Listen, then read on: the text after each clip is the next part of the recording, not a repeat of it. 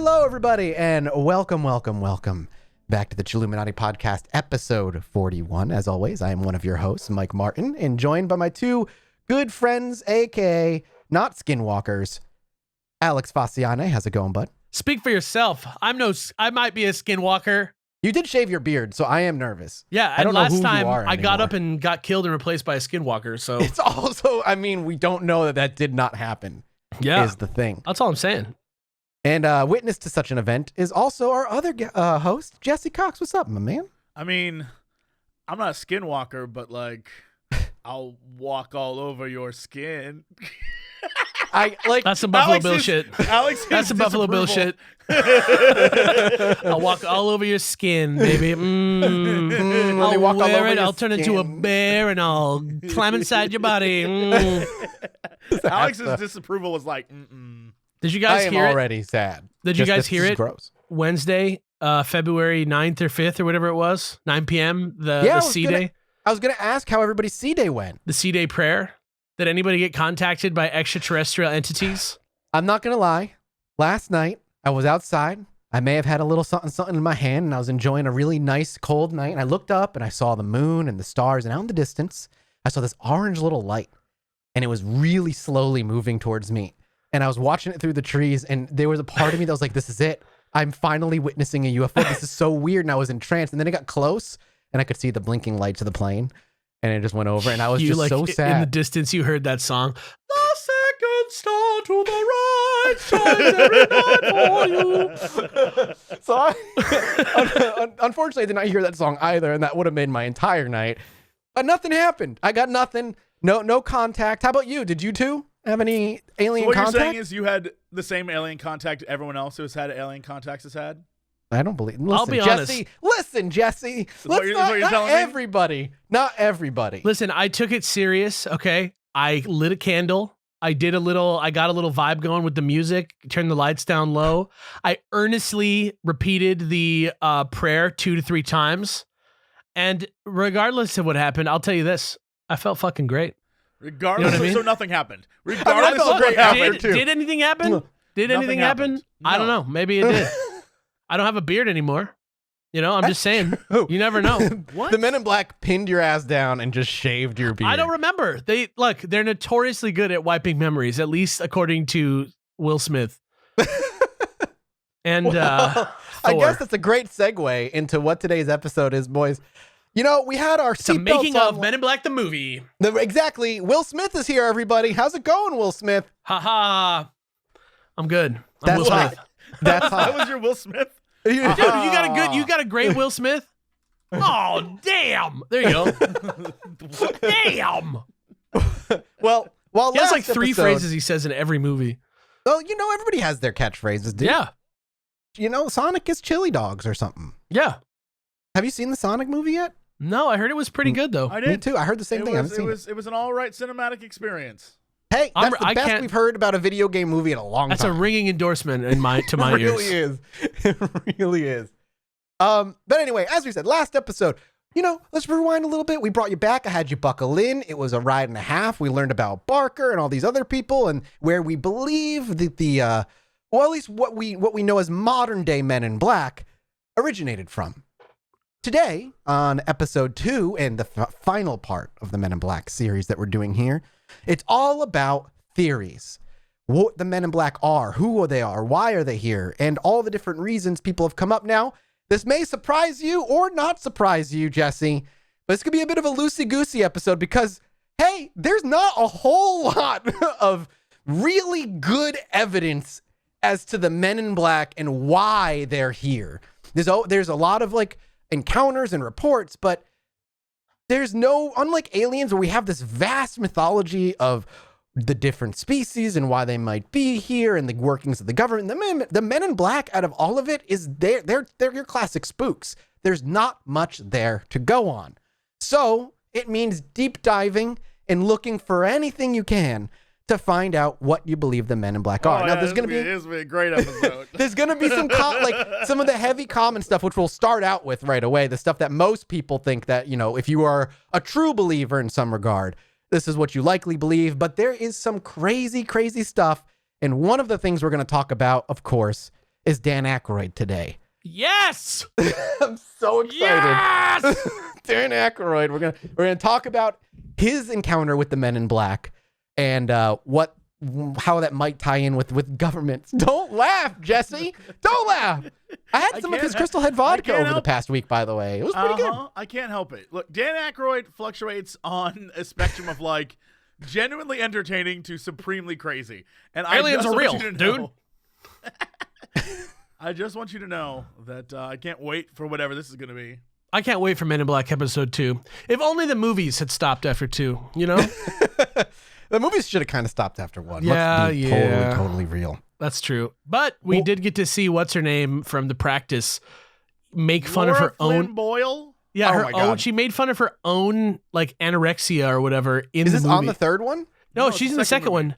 She's Okay, the villain. It's been so long. It's the one with Johnny She Knoxville. And, Johnny Knoxville, yeah, are the bad guys. Oh my God, I don't remember this She at lifts all. up her shirt at one point, and you Oh, can wait. see a slice of pizza in her stomach from outside of her body, like Anaconda, Like Anaconda. like Owen Okay, Wilson's well, body in Anaconda. When it's like, she might be a Men in Black. It's who effing knows. Alex just did a great visual gag that no one can see. So here's some fun things we're going to talk about. But the first thing is, if there's one thing that runs true among all Men in Black encounters, no matter the theory that we talk about today, the Men in Black are always there for a very specific reason. To usually threaten you into silence, or at least convince you to stay quiet about whatever it was that you saw. Usually in modern reports, it is the UFO. But we're actually going to start by going back even further, where we may actually have one of the truest first encounters with the Men in Black. Now, there are some stories in 14 and 1500s Europe that may be, but we're not going to talk about those because I could not find anything physically there. But Shut up. You were not about to tell me, like, in the Renaissance, Leonardo DiCaprio created the first flying DiCaprio? machine. Leonardo DiCaprio? He was there, dude. I'm telling you. Once upon a time in Hollywood, star Leonardo DiCaprio. He's immortal, dude. He is a He's man like in Doctor black. Who. He's like, pull yourself through the time stream, Teddy. That's like Keanu Reeves, more like. He never ages that man. I meant Da Vinci, but DiCaprio's just. Oh, all right. Well, I was thinking DiCaprio. However, I am going to pull you back into the 29th of February in 1691. Shut up. Salem, This is not- Massachusetts, No. to a testimony. I believe him because he's from nearby. I live in this area. I'm not too far. A testimony during a Salem witch trials. a Salem witch trial against an Indian slave by the name of Tituba. No, it's don't know not if you've heard- Tituba. It's not. By the name of Agent K. Oh, shut up. Can I help you? Tituba? Can I help you? I think this is where Tituba's from, right? Like the occult nature of the name Tituba. Oh, shut up. There you go. It's the beginnings, dude. It's the beginnings of it all. There's a large interview. You can actually read the trial and the questions and the answers that she gave. And it's fascinating. But again, a lot of it's the Salem witch trials. And as we all, know, people are going to confess to things in the middle of being tortured so not to of die. the Crucible Tituba. Famed Tituba, who is now a character in movie and TV. Tituba All right. dressed in black. Remember it's that, her- just in it's case we have a because of face-to-face and make contact. It's actually because of this trial, 19 men and women died and were hung in some way because of her confessions and the like. But while she was being talked about whatnot, this particular Men in Black, and if you even want to consider them Men in Black in this era, weren't connected with UFOs, much like they are now. In fact, they were much more connected to devil worship and magic back then. And they were sometimes seen with other creatures. So in this particular cutout, we're going to talk about I'm going to read you this interview. It starts with the judge and then it goes to Tituba and goes back and forth. And it's just a short little thing. So People she hang was by out, me. T-I-T. Means what she's you being think you interviewed saw, about did not see. a woman that she was watching by the name of Sarah Osborne. And she's being asked right here, what hath Sarah Osborne? What did Sarah Osborne have with her at the time of being seen? And Tituba replies, yellow dog. She had a thing with a head like a woman with 2 legs and wings. Abigail Williams, that lives with her Uncle Paris, said that she did see the same creature, and it turned in the shape of good Osborne. Potentially Skinwalker. We don't know. Then he asks, what else have you seen with Osborne? She continues to say, another thing. Hairy. It goes upright like a man. It hath 2 legs. And he goes, did you not see Sarah Good upon Elizabeth Hubbard last Saturday? And she says, I did see her set a wolf upon her to afflict the persons with this maid. Did say that she did complain of a wolf.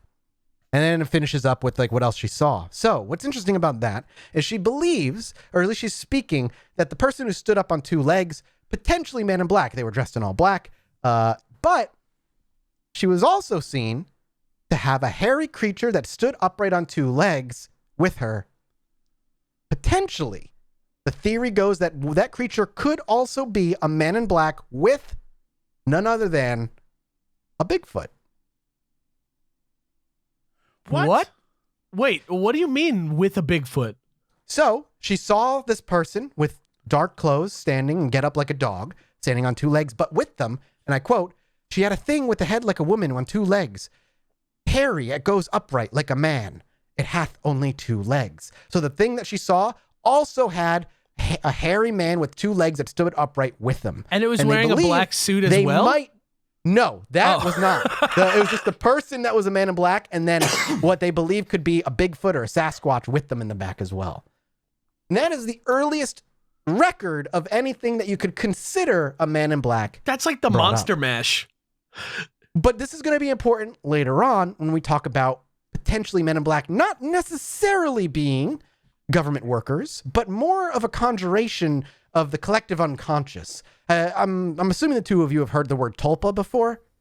No. Tulpa.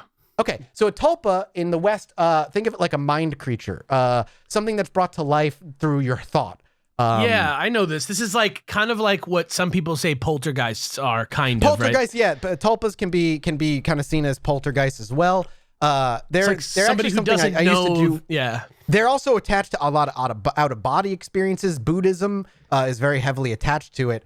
But basically, tulpa, just to give you a quick rundown, is the idea of a creature just being created via mental powers. It's really just thinking something into existence, like a really hyper intelligent imaginary friend. The danger of a tulpa, though, is that if you empower it too much, it can kind of become cognizant of its own existence, and then become a separate being and separate itself from the person. So is that what Tinkerbell is? Thought form is another word for it. That kind of thing. You know, Tinkerbell dies. She dies, and then you have to like believe in fairies. I guess, yeah, very similar. Yeah. I guess you could say that Tinkerbell is a weird form of tulpa that is brought to life with just believing, right? Yeah. But let's start at the top. I know I kind of dove in, but I really wanted to bring back what is the first recorded quote unquote experience of what some believe to be one of the earliest encounters of a man in black. I just want to point out before we move on from the Salem witch trials. Yes.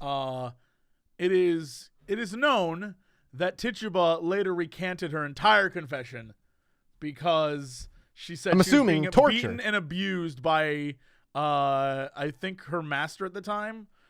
Yeah, that makes sense. Reverend Paris. So like, just put that out there before everyone's like, the Salem witch trials are men in black. I refuse to believe this. I refuse. That's why I said at the beginning, before I even said, hey, remember, men, people were coerced into a lot of things beyond saying a lot of things that weren't true because they were being tortured.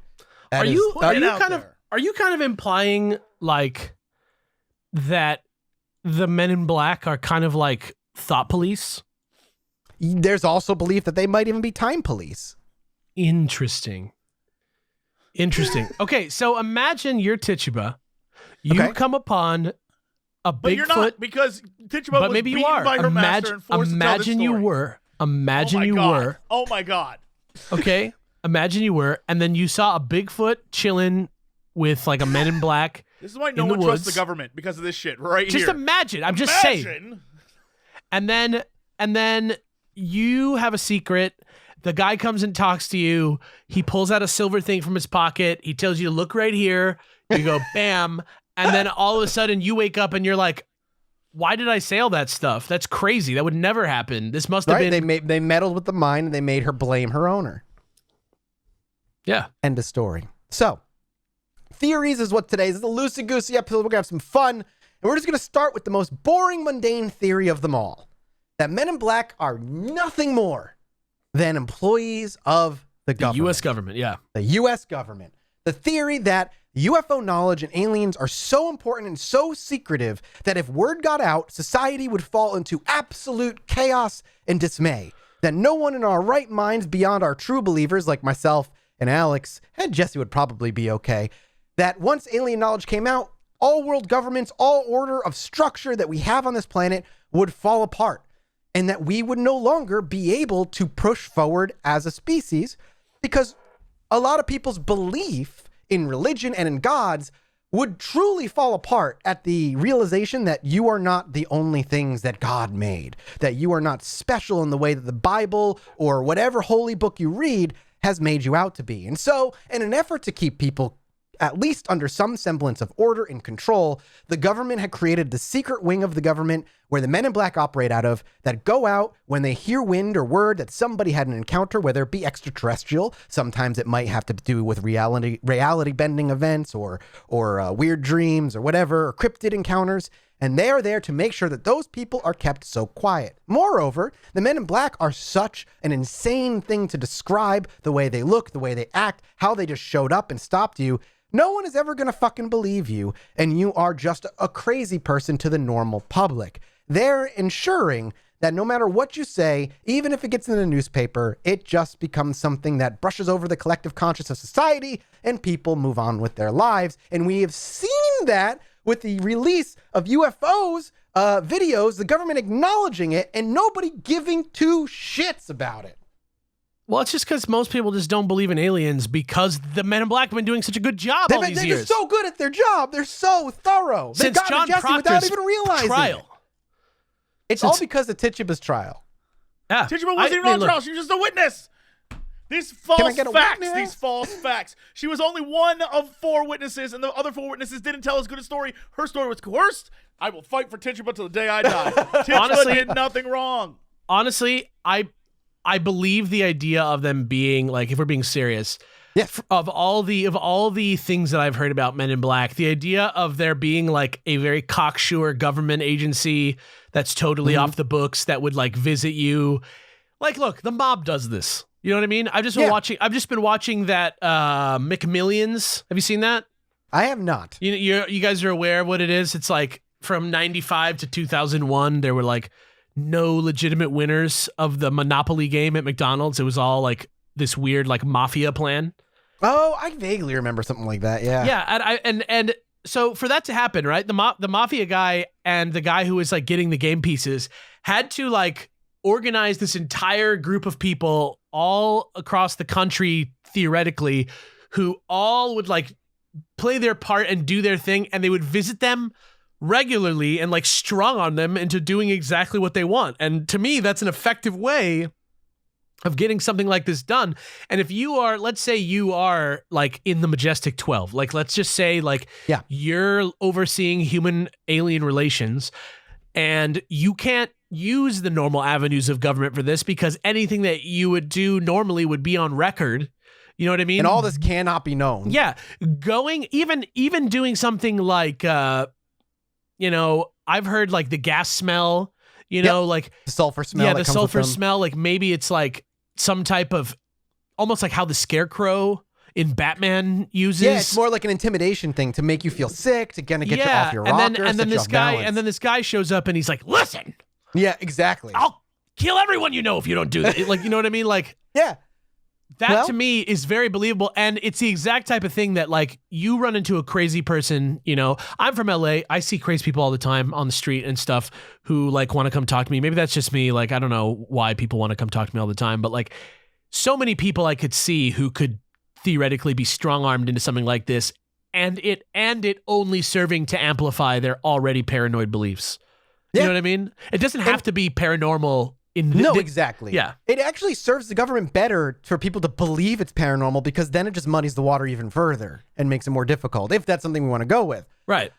That doesn't seem like Tituba level crazy to me. Yeah, exactly. And it's the same. It's the reason it's one of the most accepted theories, if you believe the Men in Black exist at all, is that they would be an arm of the government. Now, it doesn't explain why they look so pale and they lack lips and eyebrows and they have no real joints and muscles. They kind of just look like this like smooth skin. But also that just, who fucking knows if that's just something that's been kind of layered on top of the myth as it is, if you want to believe it. But we're going to actually dive over to Dan Aykroyd from this point, because this is the easiest jumping point to get into Dan Aykroyd's encounter. Well, it's really a similar story to a similar story to what's his name, right? From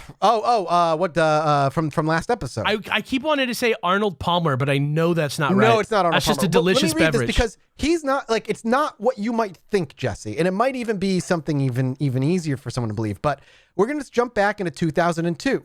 Dan Aykroyd in 2002 was working on a documentary for the Sci-Fi Channel with a number of recognized names in the world of ufology, including Linda Moulton Howe, Stephen Greer, and John Mack. And he wasn't totally crazy at this time yet either. Like, people didn't see him as a crazy person yet. No, he was absolutely off. Like, he was always Dan Aykroyd. Dan Aykroyd has always loved the UFO. He just wasn't a little wacky. His whole family has loved it. But he's always had like a Hollywood reputation that he did not totally. He was in like that movie with Sean William Scott around this time. Right. Evolution, He was going to be doing SNL this week or the next week too, because actually the day this all happened, Aykroyd stepped outside to light a cigarette, he says, and he got a phone call, and it was Britney Spears who was calling him at the time to talk about the SNL episode they were going to be on together. Fucking surreal. Right? Is that while he was on the phone, he said he turned and looked out onto 42nd Street in New York and noticed a black SUV with a tall man dressed in black giving him a dirty look. Aykroyd turned away, but then did a double take within a matter of a second, and the car and the man were gone. 2 hours after that, Aykroyd and the entire cast were then told that the show had been canceled completely and would never air. To this day, at the time of this, of me reading this particular article, which was in 2018, they were never given a reason why. They recorded 8 episodes. They had been finished, but the show had been canned, and that was the end of it. The end. That was his Men in Black encounter. He saw him, he disappeared, and then a couple hours later, without a reason, Sci-Fi canceled the show, just swallowed the money they spent, and moved on. Which did happen. That did happen. Correct. Oh, I thought you meant they canceled Saturday Night Live. I was like, oh, no. They canceled because he was in the middle of recording. Let me repeat. He was working on a documentary for Sci-Fi Channel. Right. Yeah, and he had 8 episodes done. They were almost done. They were ready to air. They were getting close to airing, but it got canned last minute after. What? And this coming 2 hours after he says he saw a Man in Black and a black UFO. Again, that for me doesn't necessarily scream Man in Black. It screams closer to government than anything else, than something weird like an alien or some bizarre extra-dimensional creature.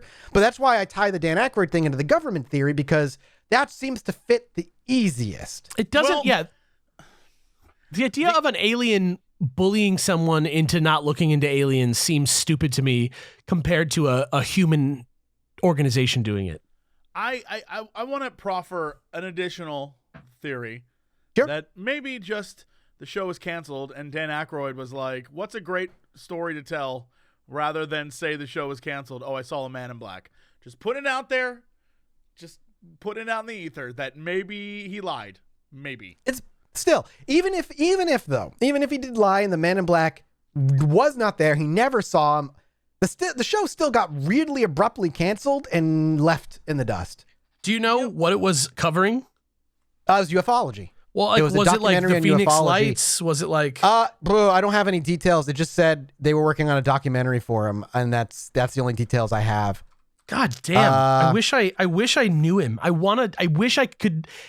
If there's one person I wish I could like talk to about the paranormal and see how they reacted. Aykroyd? Yeah, because I want to know if he's just like one of those guys that you just got to check out after a while, or if he's like... I would love to have him on the podcast. Are you fucking kidding me? I would love to talk to him about it. Aykroyd has also had 2 UFO encounters as well. Both of them relatively positive, he claims. So, I don't know. It's weird. It's definitely something interesting. But as brought up, moving on, because we could linger on this all day, the next and second most accepted theory before we start going into the nonsense is obviously Men in Black are a type of alien, or an alien species working with the government, or some sort of bio-android that was created by alien technology that is working for them. So you might be saying, like Alex said, well, why? Why would the aliens want to stop us from discovering or releasing this information. And unfortunately, the most accepted answer in this theory is nefarious, that the aliens are trying to stop us from realizing because we are currently under their control, where they're pets/slaves/useful idiots. And if we ever figure it out, we could retaliate or turn on them or no longer be useful to them. And it goes as far as Orgone energy, or our energy wouldn't be able to be harvested anymore, to just simple as we're not ready and they don't want us to lose our minds not knowing about them yet. And so the easiest way is through these weird intimidation tactics through the Men in Black. Now, are the Men in Black a particular species? Do they work with a particular type of alien? There's no answer for that. We don't know. We have no idea if they work for anybody, if they're their own thing in this particular theory, only that it's similar to the government in that they want to keep us controlled as a populace. And so this is the easiest way to do it for them. It just seems like if I was an alien who could like make a biological android to do my bidding, like maybe my way of doing this would just like be to like go to Dan Aykroyd and like erase his brain. Like, you know what I mean? Like just like Eternal Sunshine of the Spotless Mind him and be like, or incept him. Like, you don't want to do this anymore. You should quit. Like, why would you leave a story behind like that to tell? Well, I mean, we have examples. If you look at the abduction scenarios, right? The Greys or whoever usually abducts us usually wipes that part of our memory. But it's never a full wipe. It's not like they remove the memory. They kind of just paint over it. They canvas over it, or they suppress it in some way, because if you poke enough, the memory comes back. Reveries. And yeah, Westworld. It's always... I've never seen the show Westworld, so... Trust me, it's a huge spoiler. Okay, great. Sweet. But I mean, so even if they did, like... there's no real guarantee.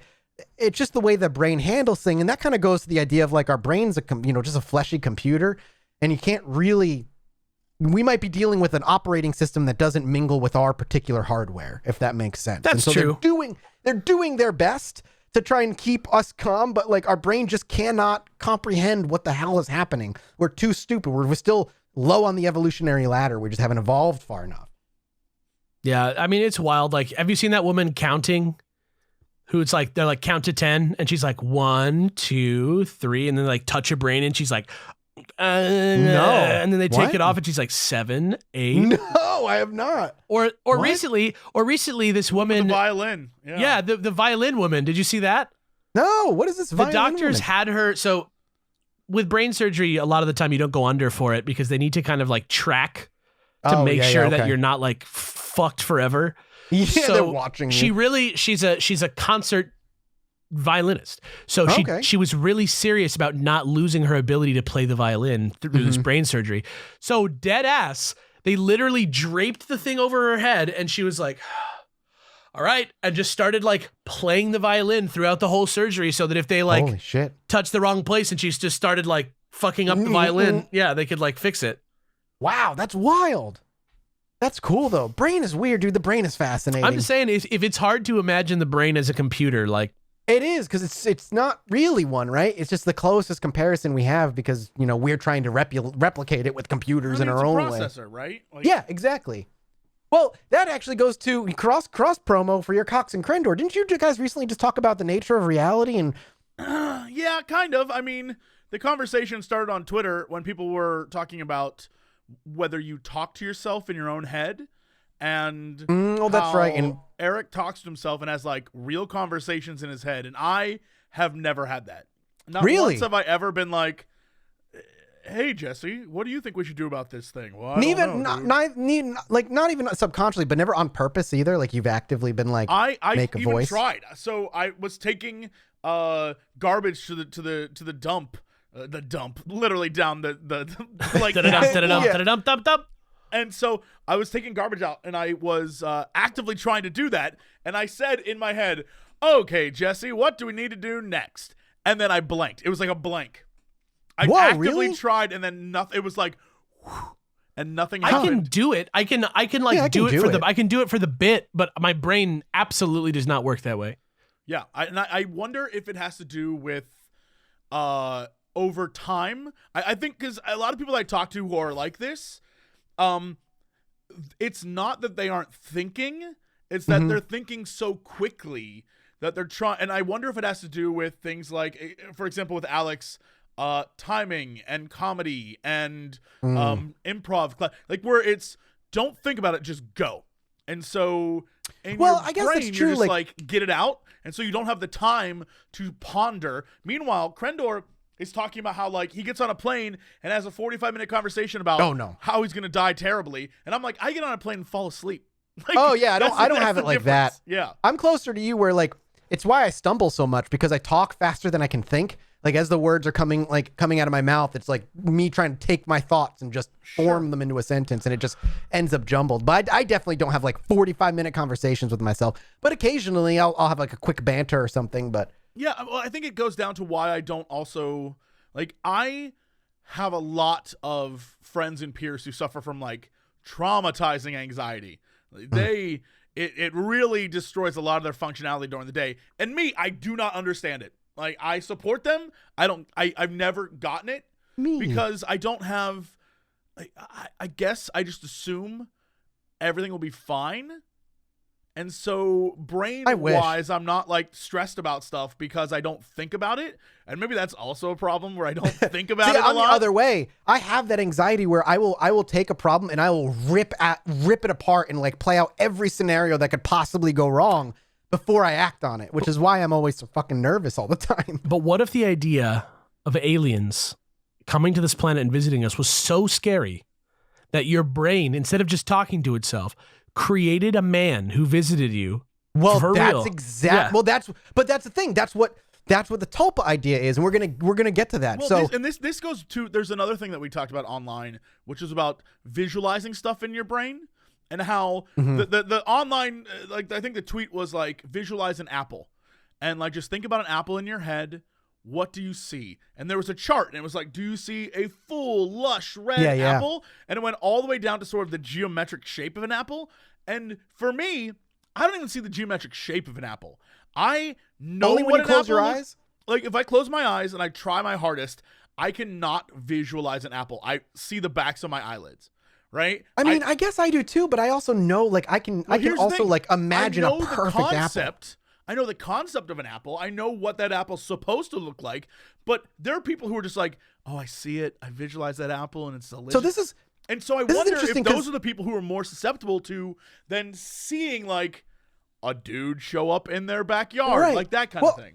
I'm actually interested in asking, have you ever directed at Jesse, like behind a camera, directed anything small? Sure, but I have the vision of what I want it to look like. Right, in your head, right? But it's not like it's more, I don't want to say mathematical. I don't do it. I don't do it like by choice. Yeah, I know what I want it to be. I know the vibe I want. I know kind of like where I want things to be set up and stuff, but I don't have like the grand map of it all. I'm not like Spielbergian where I've already planned the movie in my head, so I know I don't have that. It's weird. And what about you when you play D&D? Because that's a lot up here too. Sure, but I write everything down. And that's fair. And I'm the other way. I'm an on the spot GM who just kind of like, I can see it in my head, and so I can like, I have the camera directed as I'm playing it, and like I can see all this stuff happening. Well, I also know what I want it to be versus that's fair. How I see things going. I don't know. I never. No, it's cool. I don't have that fascinating. Problem. It all boils down to of thought, I guess. It still boils down to how do they work, right? Yeah. And the idea of Men in Black and them being aliens and stuff, kind of rewinding back there, kind of leaping from the government idea, and we're going to go in a little bit, sticking with the aliens. We actually talked a little bit about this in the first episode as well, when you brought up Injured Cold, with the idea of them not actually being government workers. In fact, they're more alien hunters. What? Like so predators? There's a theory out there, and that Injured Cold is in fact a man in black, and that he is one of many of a species that people have mistaken for Men in Black. They don't actually exist. They're just a separate alien species altogether, and that the Men in Black are here for something along the lines of, say, the Mothman, and that the Mothman is a creature that doesn't belong here on Earth, and that they are here specifically to hunt down these creatures and get them off the planet or get them off world and make us safe.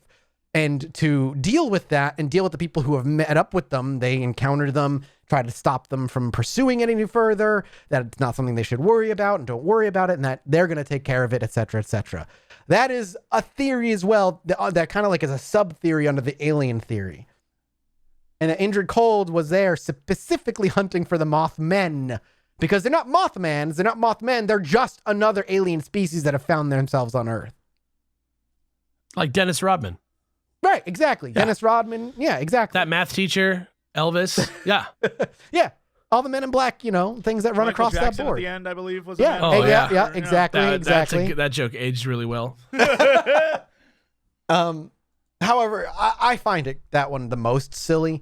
Indrid Cold in himself, and as we talked about the Mothman in general, like that was there's so many different ways you could explain most Mothman sightings of the past, and obviously, as technology got better, the photoshopping of it all in the future.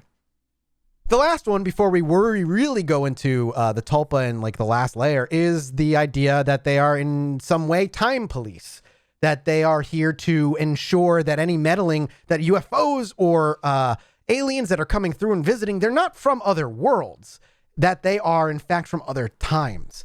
This feeds into the idea that aliens aren't aliens, and that reality and time is something we truly do not understand, and that these aliens are coming in from another time, and and that the Men in Black are kind of the counterbalance to that, to try and stop them from fucking with this place too much. It also kind of links into that alien hunter idea, but in a different way, and that UFOs are unnatural, and these aliens that we're meeting are not aliens, but more hyper evolved species from thousands of years in the future.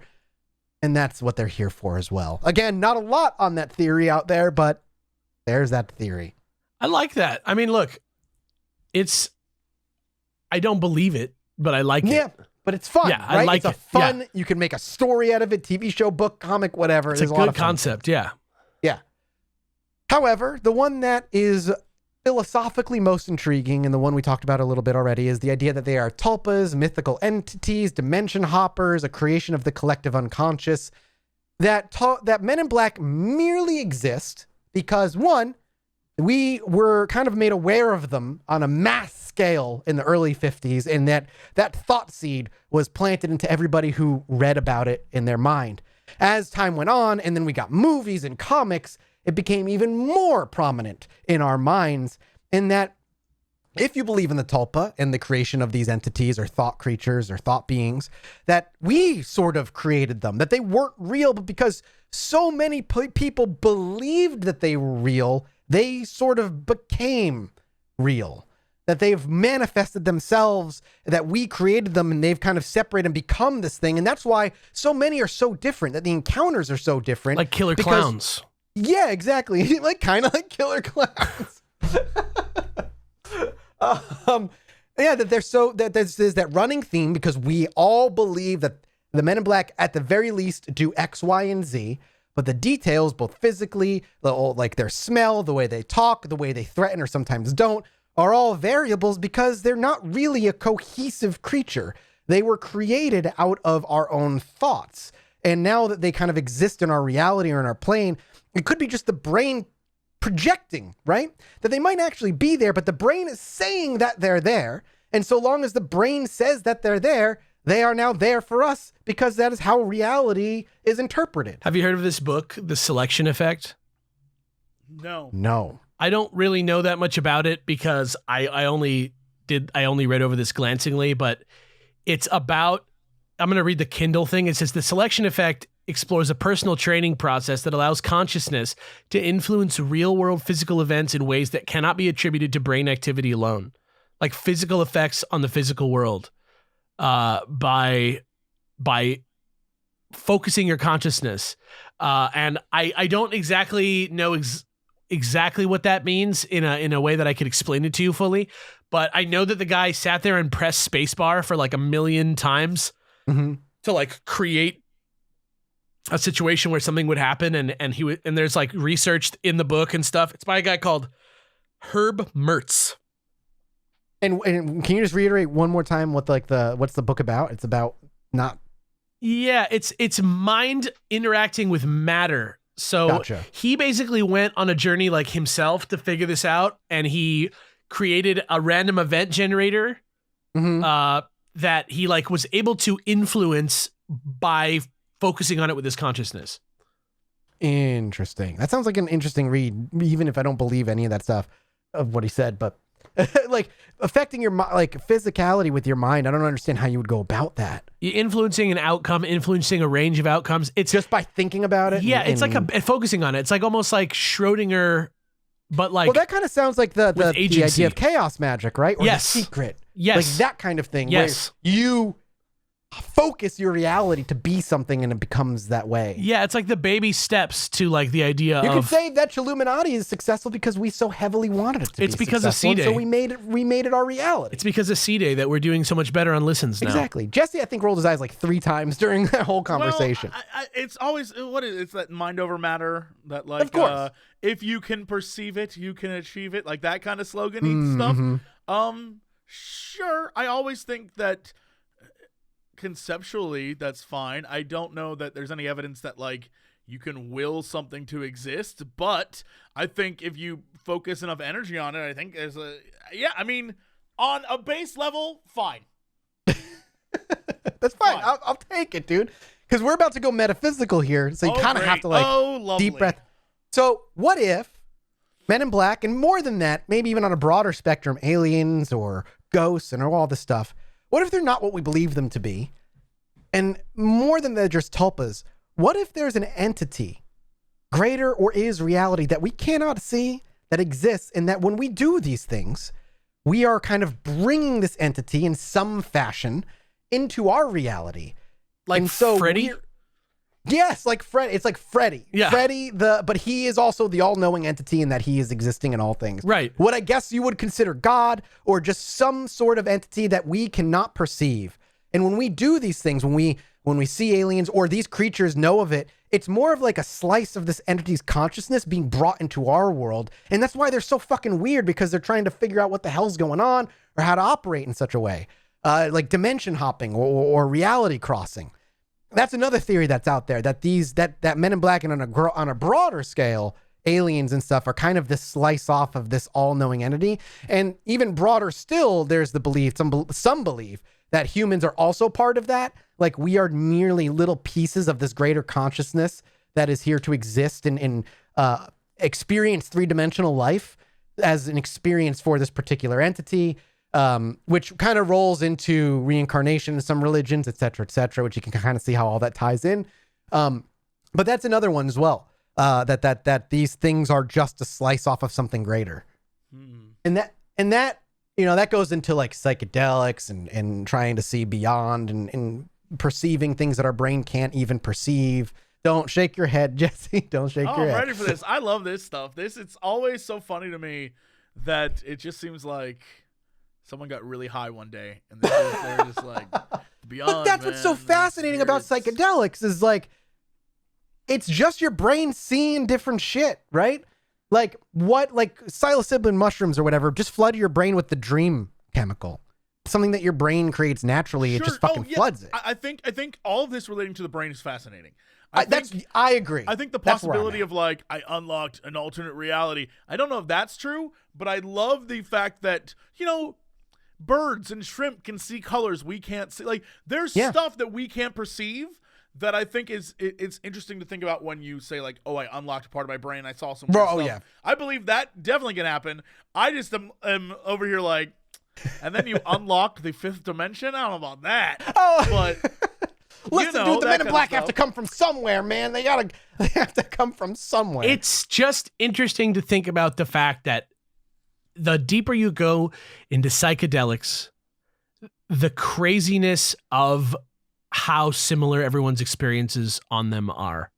Like the amount of similarities, the way that you can almost like guide someone through it. There is some sort of element to our brain chemistry or to the way that we formulate thoughts that we don't fully understand, the way that we can communicate with each other in a second, huge pieces of information. It's so imperceptible to us, and yet our brain does it. I just feel like the power of the brain is very, very vast, and the idea that like if you know about Men in Black and you're already paranoid and you know You learn something, like I could see how it could happen. I could see how you could experience it, even if it didn't happen for real, or if it did happen, maybe it's like, it doesn't matter if it's real.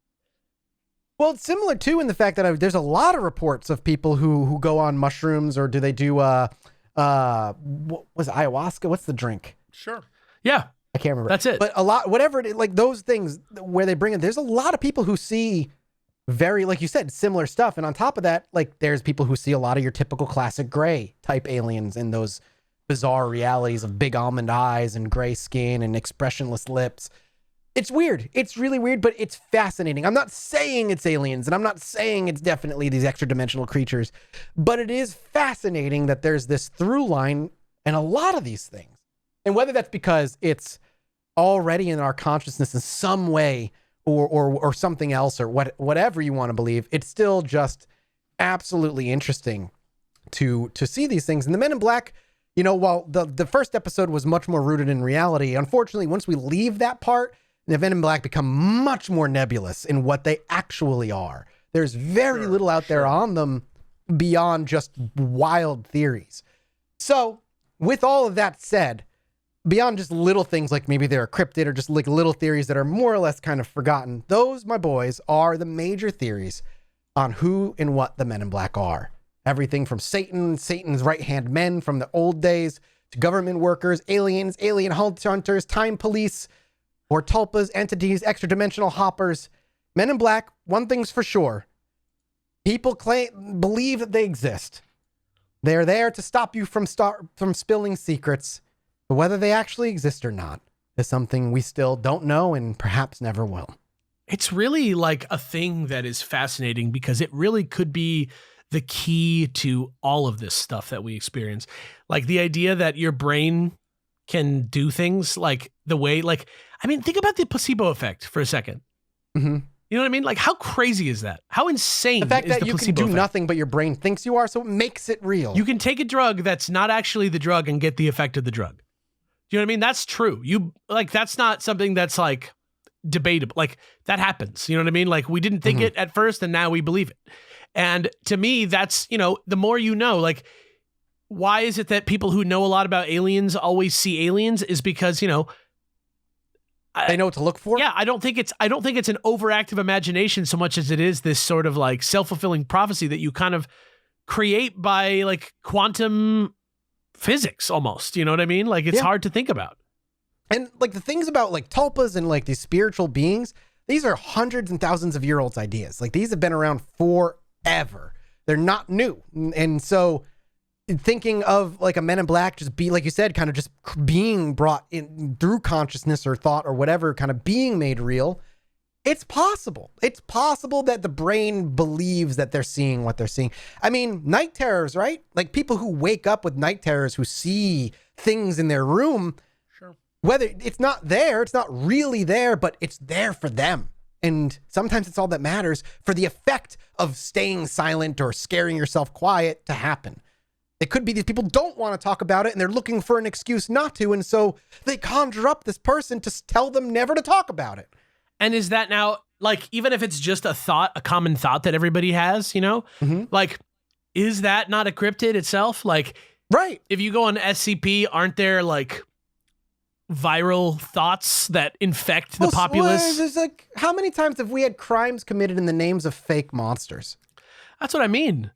Or like, just like, look at like, what's his name? The stupid, like political, what's his name? The like Reddit thing that all the like super right wing, like, QAnon? Yeah. QAnon. Like people are acting on the things that they are understanding off of this, even though there's nothing there. Even after it's been provably like false over and over and over and over and over and over again, if they believe, they're just going to keep going because that's what they think is real. Yeah. It's fascinating. What's fun about Men in Black, I kind of realized, is like, it really boils down to the idea of reality and the nature of thought and what you believe is actually in existence. So it's just rare to imagine something paranormal that shows up that's like, don't believe in this shit. Like, yeah, that's a really unique element of the Men in Black mythos.